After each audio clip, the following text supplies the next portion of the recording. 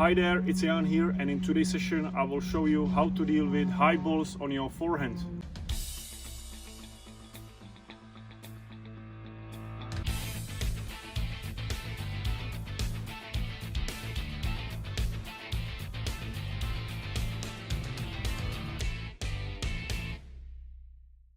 So again, when we're playing tennis, many times we deal with the high balls. I know these balls are very difficult to deal with, but I'm going to show you how you're going to deal with it on your forehand today.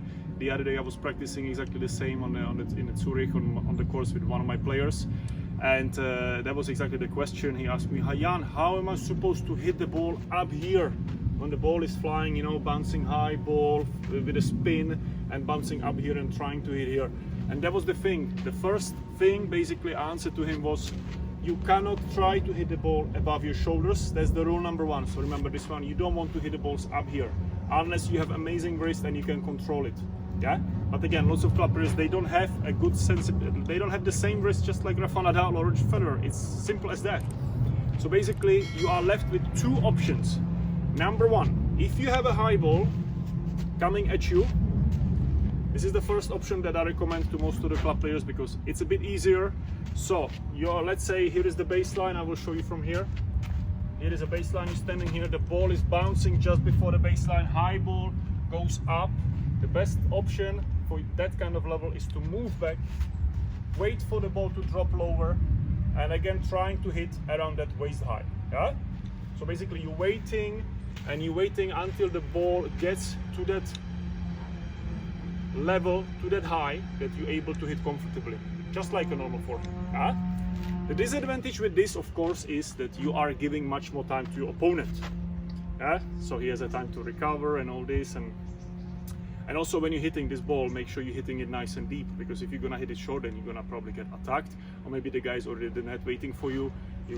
So basically the idea is that when you go behind this deep high ball, you want to hit the same deep high ball back, again as close to the baseline as possible, to basically avoid that the opponent would try to attack you. So that's the number one, but I still prefer this option than the option number two, which I'm gonna get into right now. And so basically the option number two is half volley. So if you have a high ball coming, you see Rafa Nadal or Federer or Sanders Djokovic, the guys, they stand there and they try to hit right after the bounce. Hop, hop. So the ball's bouncing and they kind of go. I will show you from here. Let's say the ball will be bouncing high, so I'll go right after the bounce and try to kind of block it back. Yeah, so right after the bounce you try to hit it.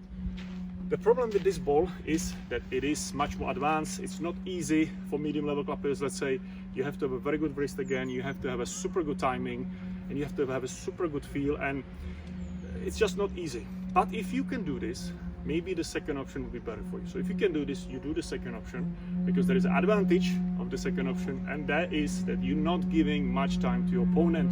You're hitting it early, you're taking it early, you're cutting the time off, and he's gonna be struggling, you know, with his recovery and everything, and the overall movement on the other side. So the second option will be better, but again, I know how difficult it is to hit this.